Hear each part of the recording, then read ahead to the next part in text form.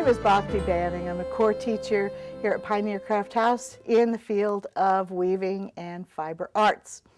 I will give you a little bit of history of myself. I actually started learning weaving back in 1965 in Berkeley, California, from the teacher Kay Sekamachi, who is well known throughout the United States and internationally. And from learning from her, then I went on to San Jose State University and concentrated on design and fiber and graduated in 1972. From there I went to teach all around the Bay Area, including San Jose Community College, for a number of years, all the way up until 1979.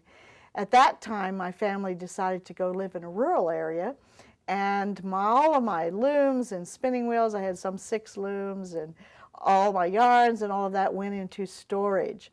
Unfortunately, I was never able to develop another studio, and then back in May of 2008, I was invited to come here to Pioneer Craft House, and that was the first time that I unwrapped all of those boxes and looms and equipment that came out of hiding at that time after a long period in storage.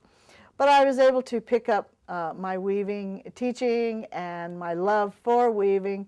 I always dreamed that when I became retired, I would teach weaving again, and here I am. There are various aspects to the fiber arts field besides weaving.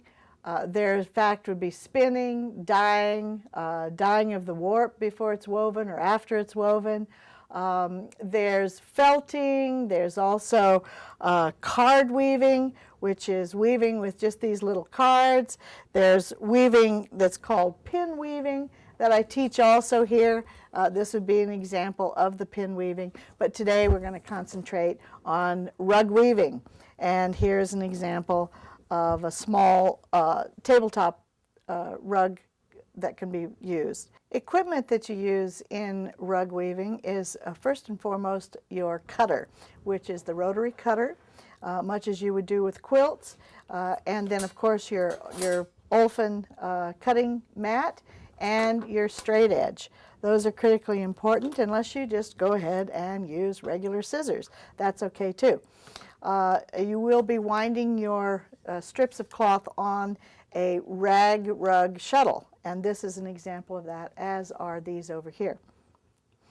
You finish your rug by using fray check and stitch wizardry, which is this filmy stuff right here that you will use to make very nice hems. After you've made your strips of rags, then you sew them. And of course, traditionally, women sat around the house in the living room and sewed the rags by hand. However, we have refined that step these days, and we do use a sewing machine. This is an example of the steps that are used, and I will demonstrate those. A wonderful offshoot of rag rug weaving is weaving with plastic, your plastic newspaper bags, and or the grocery bags that we have right here. An example of the woven bags are these here. This is a very, very durable plastic bag. It's soft. I put my binders in here. It's a terrific way. Of course, this is just the bag it was woven out of. And this is another bag, larger, can carry all kinds of groceries in it, and it's made out of your recycled newspaper bags. This is a very colorful one, again larger to hold lots of stuff. This can be taken to the beach or just whatever. These are wonderful totes to have, and they're made out of recycled materials.